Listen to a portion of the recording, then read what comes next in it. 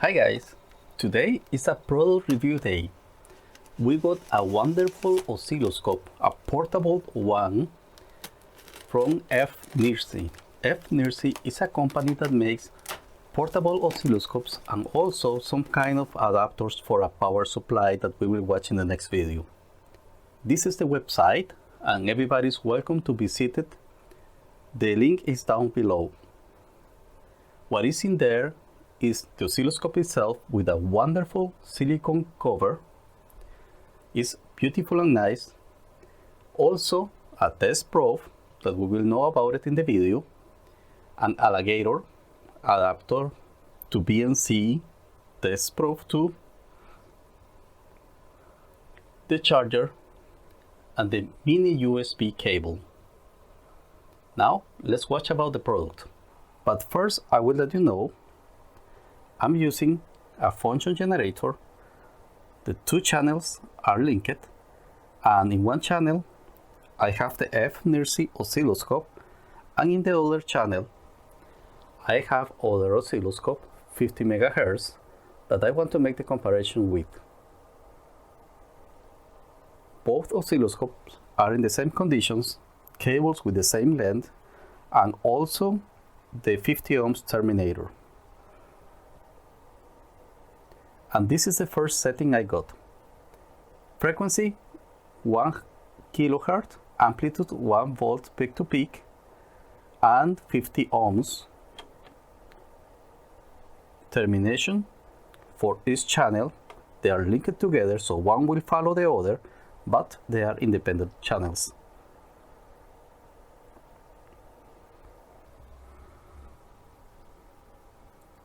Now let's make the test. As you can watch, for 1 kHz, the wave is the same in both oscilloscopes. Now I want to go to 1 MHz, and let's see what we get there. This time I will not use the auto, I will use just the scale up and down to find the frequency and the magnitude. Let's remember I increased the frequency and the voltage should be the same.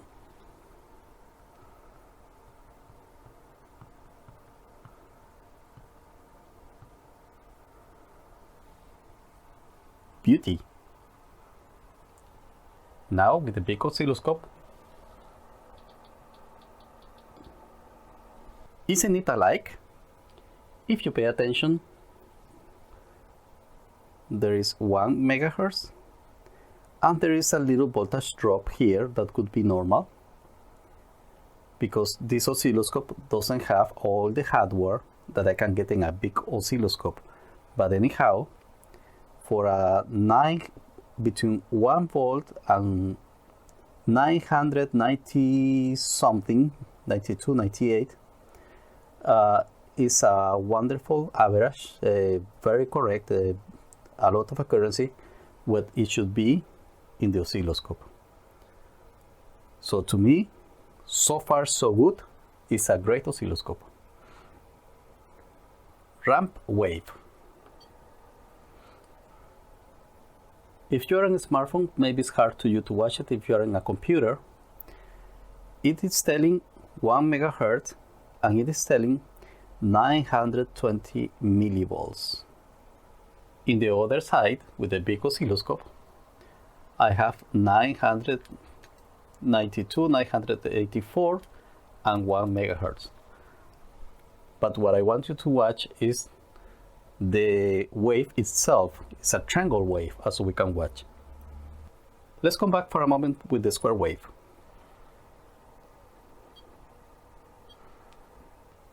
As I told you guys, I cannot make a comparison between the hardware in one oscilloscope with the other because sure the other has better microcontroller, microprocessor, a lot of memory and many features in the hardware to make that. But let me give you this explanation. In a square wave, I have the rising and the falling edge. That edge is not exactly straight. It takes some time to go up and to go down. In high frequency, it's getting so close. In low frequency, you cannot see it because it looks almost vertical. But as well as I increase the frequency, it will come the moment that it will join each other. And until that moment, I will say, even if it is a square wave, it's the maximum frequency I can get there without a distortion. So let's make that test. I will start increasing the frequency. But first, I will zoom the scale.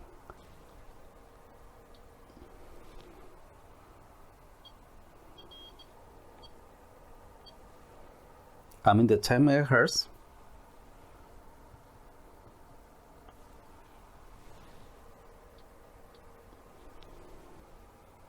And it looks almost the same.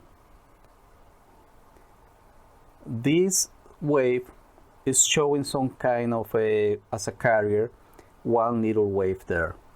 That's because the lacking of shields and the lacking of some PCB characteristics. But anyhow, comparing one square wave with the other looks very alike.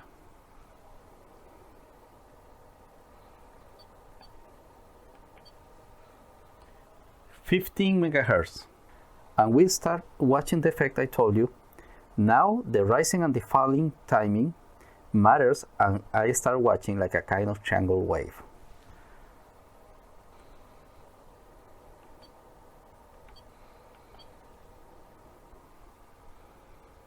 "20 megahertz. Maybe some of you will say, Bob, it doesn't look like the square wave. Let me make a comparison. This is our wave. This is the 50 megahertz oscilloscope. And for the ones who are watching in a computer, 20 megahertz, 984 millivolts. And we get here 20 megahertz and about the 1 volt. So still wonderful because I can pick up the wave. I will go for 25 megahertz and now unlimited because the 8.3 nanoseconds rising and falling voltage from the function generator. But let's watch it in the little oscilloscope.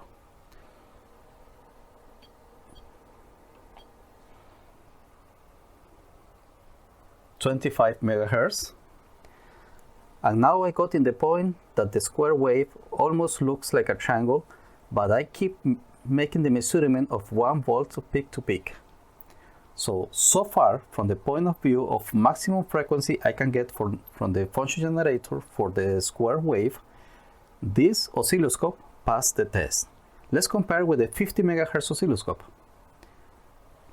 Guys, this is what it looks like in the 50 megahertz oscilloscope. 968 millivolts, 25 megahertz.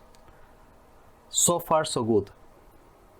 Now let's go for the sine wave, because about the square wave, that was the maximum I could get from this function generator.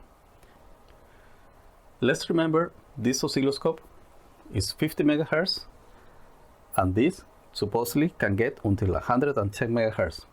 Let's pay attention and find out what can we expect from this.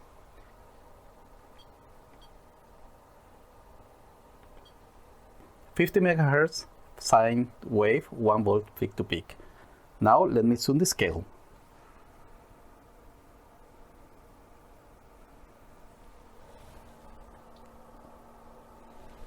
Let's come back to the school for a moment, and let's remember we say the bandwidth is okay as well as we can get until -3 dB in the oscilloscope. Let's remember we get 1 volt source from the function generator. That means when we get 0.707, that's the limit of the bandwidth. When we say officially, that's the expectable bandwidth from the oscilloscope. That's the reason why this oscilloscope was locked in 50 megahertz, because in 50 megahertz I get 7.60, 50, 30, something like that. In the moment that I get 707, that means that was the locking frequency I should set this oscilloscope. Maybe by software I can tell the oscilloscope, please make an amplification to the signal and move this next scale to 2 nanoseconds, but probably I will not be able to pick up effects in the screen. That's the reason why the oscilloscope is locked to 50 MHz. I will go to 100 MHz.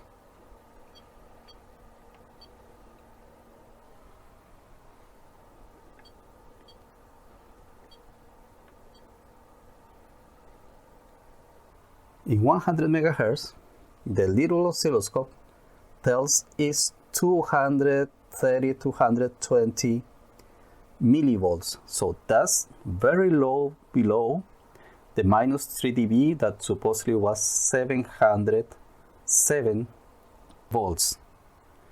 So from the point of view, I am able to get here 100 MHz, and even I will go to more. I will go to 110. Let's take a look first to the Rigol oscilloscope. For the Rigol, it's 500 something millivolts, so it's down below from the minus 3 dB for 100 MHz. To the question, can I pick up something here in 100 MHz? Let's get the answer. So I will not go to 110 MHz, I will go to 120.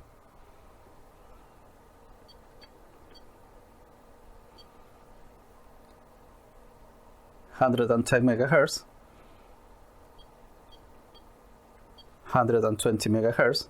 So this oscilloscope is good to find the frequency and to see what is going on. But the bandwidth to get a measurement of the amplitude is no good at 110 MHz. Anyhow, it's too much to get this result from this device. If the wave is unstable, let's pay attention to the other oscilloscope. As you can watch here, there is some kind of noisy levels. That distance here, if the oscilloscope doesn't have the memory it has, this wave also will jump up and down. So there is a hardware to control that. Let's watch it.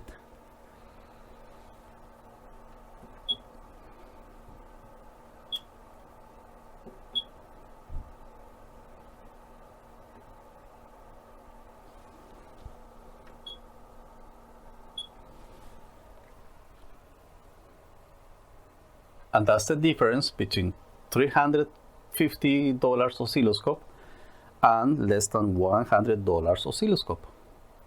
Now, from the point of view of how much could you get from this, yes guys, there is not a discussion. Every penny you pay from this oscilloscope is worthy. And now let's find the real bandwidth I could get to make amplitude measurements on it. Let's come back to the 50 MHz.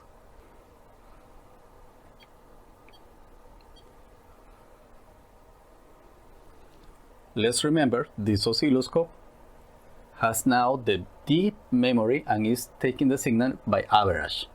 So that's the reason why it looks so nice and cute.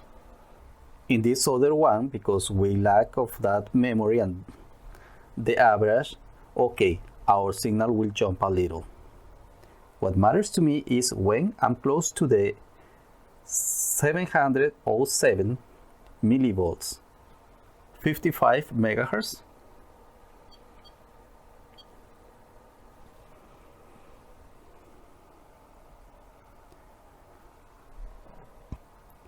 And now it's jumping close to the 707, between 600 something, 700 something. The difference is because this little instability of the signal.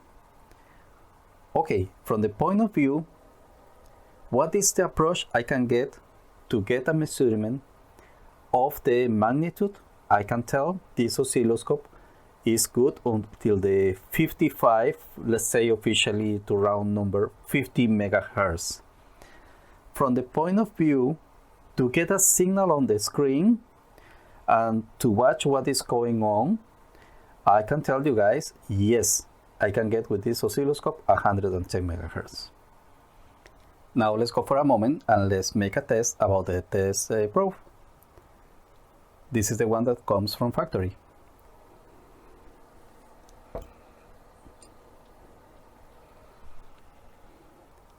And also this cable with alligators, and I want to make a test.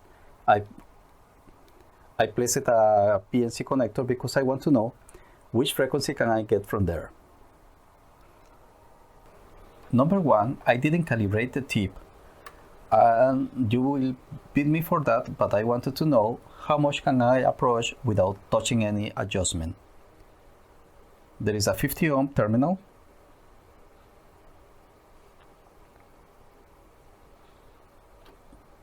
The tip is there.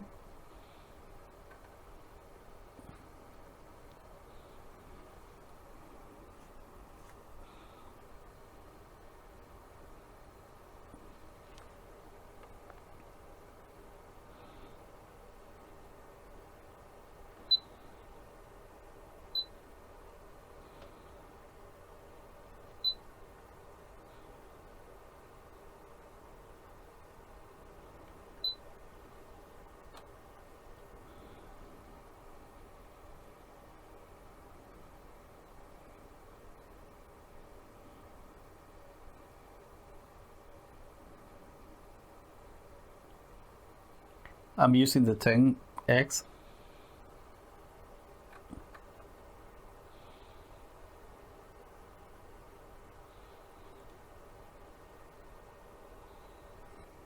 Maybe it's hard to you to see it, but there is 1 volt peak to peak there. 55 megahertz. I will go now for 100 megahertz because the tip is 100 megahertz.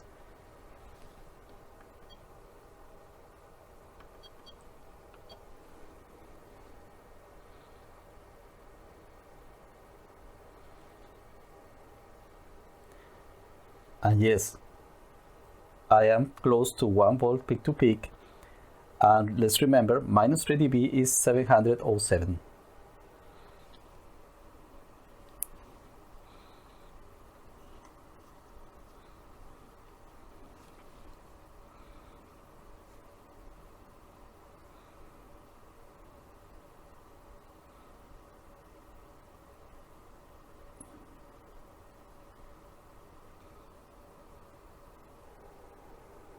Do you remember the alligators? Let's make the test.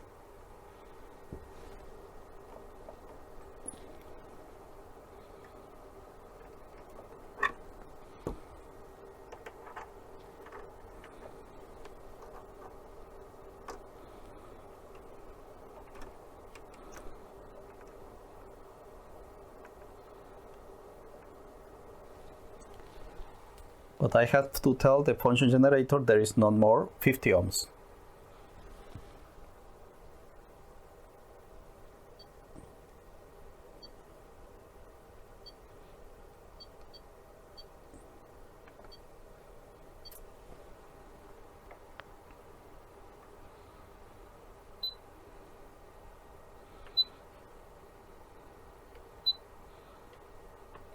And the probe is 1x.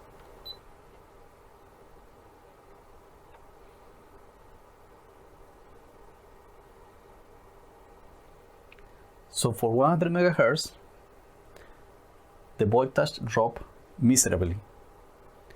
It's 330 millivolts. But let's watch what will happen with 50 megahertz.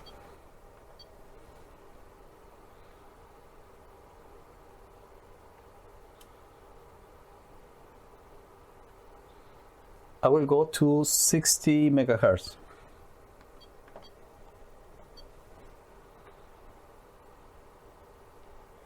And it's 1 volt. I will go to 64.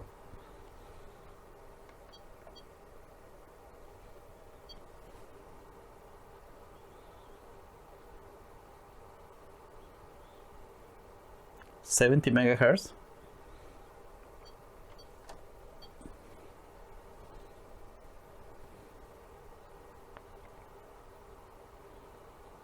$75 megahertz.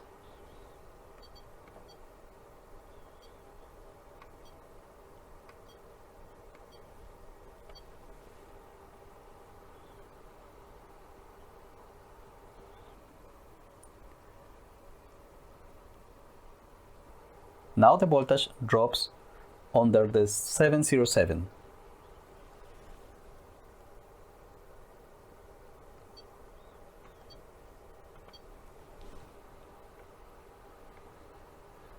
Okay, from the alligators, for everybody to know it, the maximum approach I can get is to 72 MHz.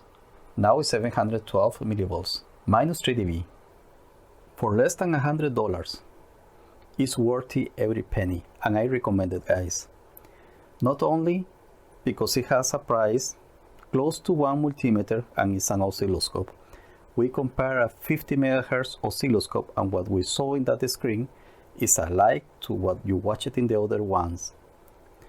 And from my point of view, not saying that you get independence of a multimeter out of the ground system, but compare with a differential probe that could be $160 or $300 something depending on the differential probe. Guys, it's a win-win deal because you are getting the screen plus the measurements, getting independent of the ground system. I wish to have these kind of things when I was younger because my portable oscilloscope was a very heavy big one in those years. I strongly recommend, not only for students, not only for hobbyists, I strongly recommend this kind of equipment for the ones who are working with switching power supplies or in electronics that they have to apply repairings and fixings in the hot area of the power supplies. So something like that, guys, is an investment that everybody should get in the electronics laboratory, and just for the price of a multimeter you get a good oscilloscope. That maybe 110 MHz, not from the point of view that I will be able to make amplitude measurement, but yes, it's from the point of view I am able to see what is going on the screen. For the amplitude measurement, I can tell you guys, I can go with 55 MHz easily with that, and to watch what is going on and to get the frequency reading, yes, I'm reaching the 110 MHz. They are right in that point of view, not from the amplitude, but the frequency, yes. Easy to use, very friendly, portable like nothing else. Small place taking the area for repairing, practical, every penny is worthy on it. Thanks guys by watching the video. See you next time, and let's remember, also from FNIRSI is coming a power supply. It's the next video, don't miss it. It will be very interesting. Thanks by watching the video. Give a thumbs up because it deserves it. And do not forget to subscribe to the channel. See you next time.